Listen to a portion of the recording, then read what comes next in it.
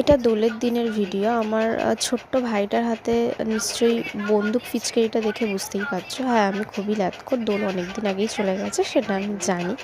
Actually ভিডিওটা ছাড়বো করে আর ছাড়া হয়ে ওঠেনি, কারণ আমি সারাক্ষণ ল্যাদ খাই পড়ে পড়ে।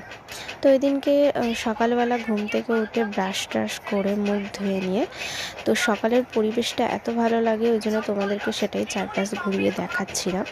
তো এখানে মা, মামি আরও সবাই রান্নাঘরে লুচি আর তরকারি রান্না করছিল আমাদের সকালে।